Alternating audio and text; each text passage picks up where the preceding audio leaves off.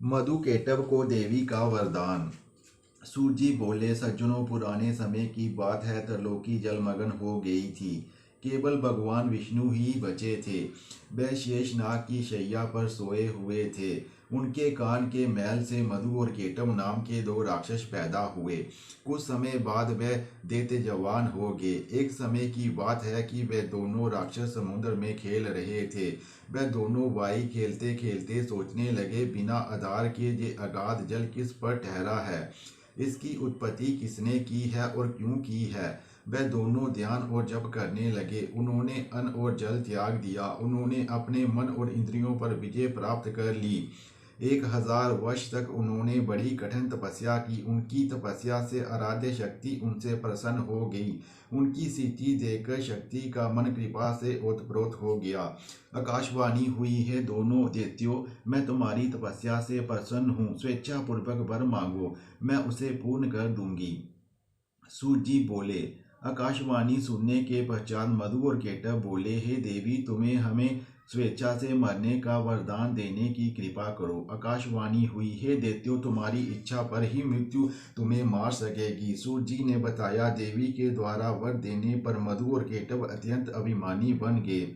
कुछ समय बाद एक दिन उनकी दृष्टि अचानक ही प्रजापति ब्रह्मा जी पर पड़ी। उस समय ब्रह्मा जी कमल के आसन पर विराजमान थे। वह उनसे बोले, सुब्रत, तुम हमसे युद्ध करो। ब्रह्मा जी उन्हें देखकर उपाय सोचने लगे। युद्ध संबंधी साम दाम दंड और वेद आदि अनेक उपाय उनके सामने उपस्थित हुए। वह सोचने लगे कि वास्तव में इनमें कितना बल है, इसका मुझे ज्ञान नहीं है। शत्रु का बल जाने बिना युद्ध में प्रवृत्त हो जाना ठीक नहीं है। इसलिए अब मैं शेषनाग की शैया पर सोए हुए भगवान विष्णु को जगाऊं। ब्रह्मा जी की स्तुति करने पर भी भगवान विष्णु की निद्रा नहीं टूटी। उन पर योग निद्रा ने पूरा अधिकार जमाया हुआ था। ब्रह्मा जी ने चित्त को एकाग्र करके योग निद्रा की स्तुति करनी शुरू कर दी। ब्रह्मा जी बोले, हे देवी, मुझे ज्ञात है तुम निश्चय ही संसार की कारण स्वरूपा हो। भगवान विष्णु आज गहरी नींद में है। माता, आप समस्त प्राणियों के अंतकरण में निवास करती हो। इस स्थिति में आप स्वयं इन दानव राज मधु और केटव का संहार करने की कृपा करो। आप तो समस्त संसार की जगत माता हो। सबका मनोरथ पूर्ण करना आपका स्वभाव है। सूत जी बोले, जब इस प्रकार ब्रह्मा जी ने माता भगवती की स्तुति की, तब तापसी निद्रा देवी भगवान विष्णु के श्री विग्रह से निकलकर बगल में खड़ी हो गई। मधु और केटव के संहार के लिए ही भगवती योग निद्रा ने ऐसी कृपा की थी। फिर तो भगवान श्री विष्णु जब अपने शरीर को हिलाने लगे, तब उनके दर्शन करके ब्रह्मा जी बार विभोर हो उठे। साथ ही उन्होंने श्री विष्णु जी की परिक्रमा आरंभ कर दी। मधुकेटव का भगवान विष्णु द्वारा वध। सूत जी ने बताया, जब भगवान विष्णु की श्री विग्रह से निद्रा दूर हुई, तब उन्होंने देखा वहां पर प्रजापति ब्रह्मा जी भयभीत होकर खड़े हैं। तो महान तेजस्वी श्री कृष्ण मेघ की तरह गंभीर वाणी में बोले, पदोजोनी ब्रह्मा जी, जब तप छोड़कर यहाँ कैसे आ गए। ब्रह्मा जी बोले, हे भगवान, मधु और केटव नाम के दो दैत्य आपके कान के मैल से पैदा हुए हैं। उन्हीं से डरकर मैं आपके पास आया हूँ। अब आप ही मेरी रक्षा कर सकते हैं। सूत जी ने बताया, इतने में ही दोनों मतवाले दैत्य मधु और केटव ब्रह्मा जी को खोजते हुए वहां आ पहुंचे।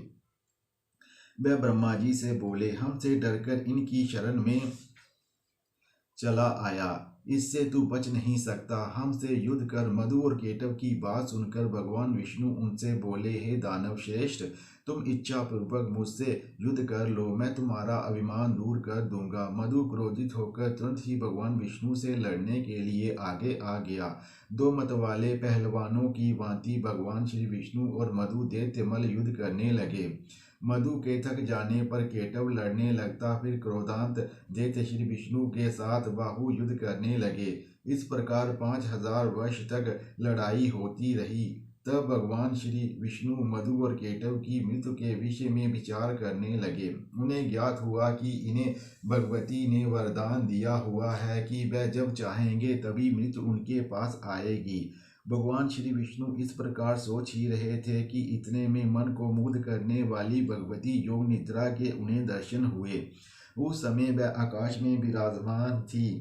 देवी ने मुस्कुराकर कहा, हे विष्णु, तुम देवताओं के स्वामी हो, अब तुम पुनः युद्ध करने के लिए तत्पर हो जाओ। ये दोनों शूरवीर ठगे जाने पर मारे जा सकेंगे। मेरी वक्र दृष्टि से ये मोह के वाशीभूत हो जाएंगे। हे नारायण, मेरी माया से वाशीभूत हो जाने पर तुम शीघ्र ही इन्हें मार डालना। सूत जी ने बताया, उस समय भगवान विष्णु करना रस में भी गए थे।